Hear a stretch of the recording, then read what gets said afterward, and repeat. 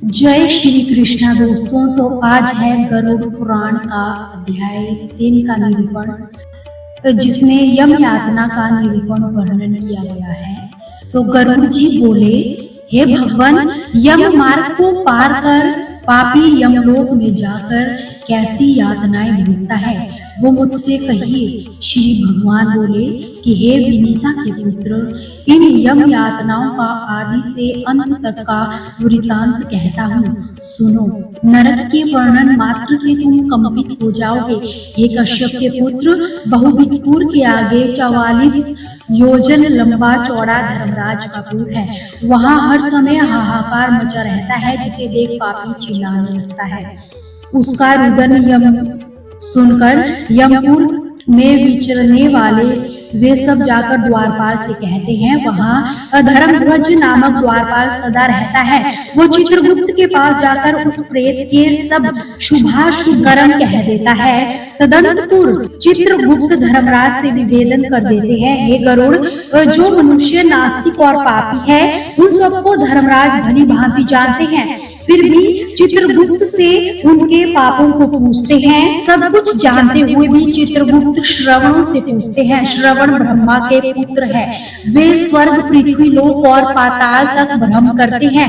उनको दूर ही से सुनने का ज्ञान है और दूर से देखने वाले उनके नेत्र है।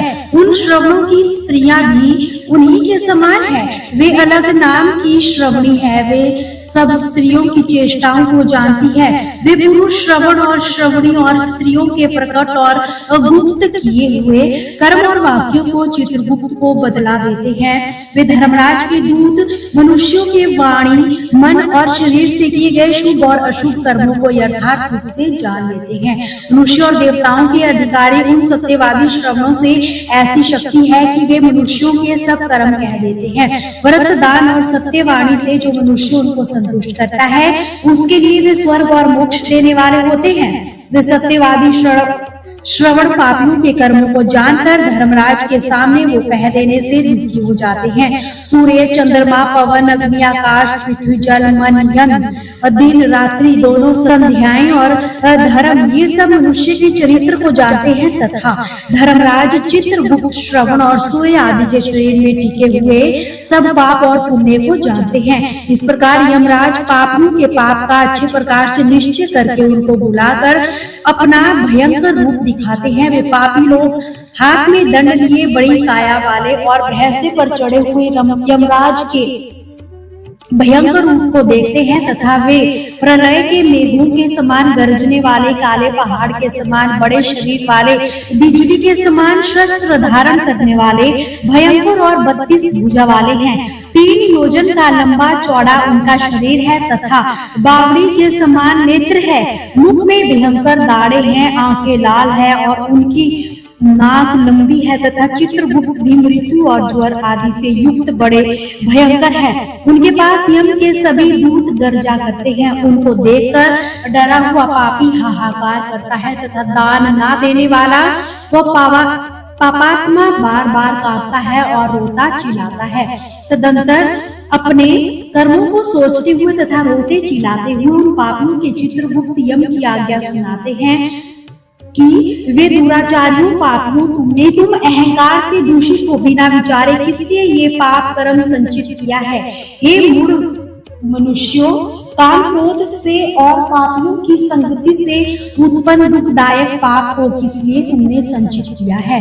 तुमने हर्षित होकर जैसे पाप किए हैं वैसे ही यम यातना भी भोगो। इस समय मुंह क्यों मोड़ते हो? तुम लोगों ने जो बहुत से पाप किए हैं वे ही पाप तुम्हारे दुख का कारण है। ये छल नहीं है। यमराज मूर्ख, पंडित, दरिद्री, धनवान और निर्बल सबल सबसे सम बर्ताव करते हैं। वे पापी चित्रगुप्त की बातें सुनकर चुप हो जाते हैं, निश्चल हो जाते हैं, स्थिर हो जाते हैं। चोर के समान निश्चल बैठे हुए उन पापियों को देखकर यमराज उनके पापों के अनुरूप उन्हें उचित दंड सुनाते हैं। तदंतर निर्दयी यमदूत उनको धमका कर कहते हैं कि हे पापियों, तुम अत्यंत भयंकर महाघोर नरकों को जाओ। यमराज की आज्ञा में रहने वाले प्रचंड और चंडक आदि दूत उन पापियों को पाश में बांधकर नरकों की ओर ले जाते हैं। वहाँ जलती हुई अग्नि के समान एक ऊंचा सेमर का वृक्ष है। वह 5 योजन चौड़ा है। पापियों को उस वृक्ष में सांकलों से अधोमुख बांधकर वे दूत उनको पीड़ित करते हैं। वृक्ष की अग्नि से जलते हुए वे रोते हैं, परंतु वहाँ उनकी रक्षा करने वाला कोई भी नहीं है। भूख प्यास से थके और यमदूतों से ताड़ित उनके पापी उस शालमली वृक्ष से लटकते हैं। आश्रय रहित वे पापी उन दूतों के आगे हाथ जोड़कर कहते हैं कि हमारा अपराध क्षमा करो, किंतु वे यमदूत बार बार उनको लौह की लाठी, मुदगर, तोमर, गदा और मुसलों से अनवरत मारते हैं। उस मार से वे मूर्छित तथा चेष्टाहीन हो जाते हैं। उस चेष्टाहीन पापियों को देखकर यमदूत कहते हैं कि ये दुराचारी पापियों, तुम किसी निंदित कर्म करते हो।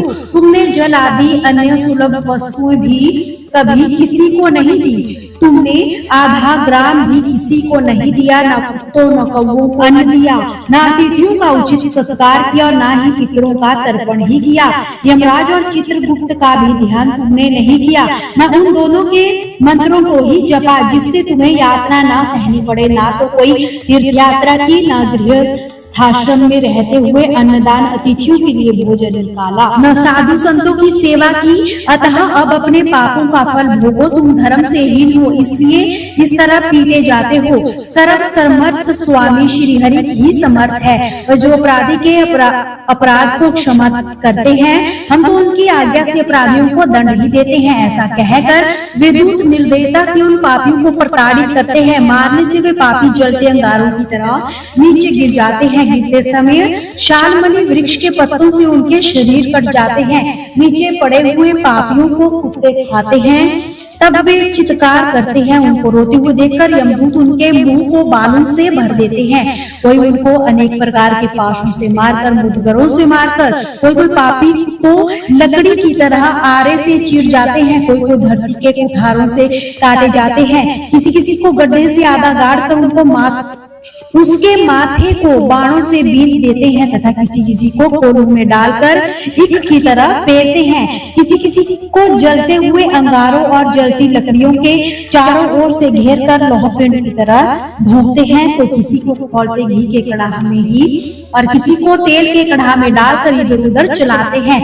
किसी को रास्ते में मस्त हाथी के समान फेंक देते हैं और किसी को हाथ पैर बांधकर नीचे मुंह लटका देते हैं। किसी को पहाड़ से गिराया जाता है, कोई कीड़े से भरे कुंड में डुबाया जाता है, जिससे कीड़े उसे बहुत पीड़ा पहुंचाते हैं। तीर के समान चोंच वाले बड़े बड़े कौवों और मांस के लोभी गिद्धों से उन पापियों के सिर नुचवाए जाते हैं तथा चोंचों से उनकी आंखें और मुख नोचे जाते हैं। कोई अपने ऋण कर्ज के लिए प्रार्थना करता है कि मेरा धन दे दे, तूने मेरा खा लिया है। मैंने तुझे यमलोक में देखा है। नरक में इस प्रकार झगड़ा करते उन पापियों के मांस को संडासियों से काटकर यमदूत उनको देते हैं। इस प्रकार यमराज की आज्ञा से उन पापियों को ताड़ना देकर तामिस्त्रादि घोर नरकों में खींचकर डाल दिया जाता है। यद्यपि नरकों में दुख बहुत है, तथापि उस शालमली वृक्ष के पास उन पापियों को जो बड़ा भारी दुख होता है वह वचन से भी नहीं कहा जा सकता। हे गरुड़, 84 लाख नरक है। उनमें सबसे कठिन धैर्य नामक 21 महाघोर नरक है, यथा तामिस्त्र, लोहशंकु, महारौरवी, शालमली, रौरव, कुंडमल, कालसूत्र, कुतितिंग, संघात, लोहितोद, सदृश, संप्रतान, महानिर्णय, काकोल, संजीवन, महापत, अविची, अंधतामिस्त्र, कुंभीपाकम, प्रतापान और तपन। इन सब नरकों से अनेक प्रकार की पीड़ाएं होती है।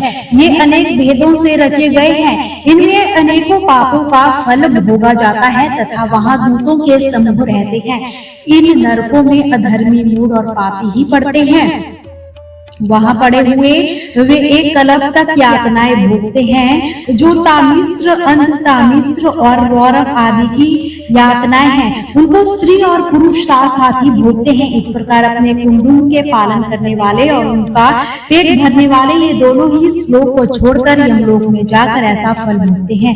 जिसने प्राणियों से बैर करके अधर्म के रास्ते के लिए जो धन इकट्ठा किया है वो अपने शरीर को छोड़कर अकेला ही अंधता मिश्र नरक में जाता है। जो अधर्म से कुटुंब का पालन करने वाले हैं वे अपने कर्म से प्राप्त नरक में जाकर इस प्रकार उसका फल भोगते हैं। जैसे किसी का धन चोरी हो गया हो और वह दुखी होता है। जो केवल अधर्म से ही कुटुंब का पालन करते हैं वह आखिरी तमसाच्छन अंधता मिश्र नरक में जाते हैं। नरक लोक से नीचे जितनी यातनाएं हैं ऐसे पापी उन सबको क्रम से भोगकर शुद्ध हो फिर इस मृत्यु लोक में आ जाते हैं। तो ये था श्री गरुड़ पुराण सरो द्वारे यम यातना निरूपण वर्णन नामक तृतीय अध्याय। अगले अध्याय में मनुष्य के साथ नरक में क्या यातनाएं की जाती है जानने के लिए हमारे साथ बने रहिए। कमेंट सेक्शन में जय श्री कृष्णा जरूर से लिखिए और हमारे चैनल को सब्सक्राइब करना बिल्कुल भी ना भूलिए।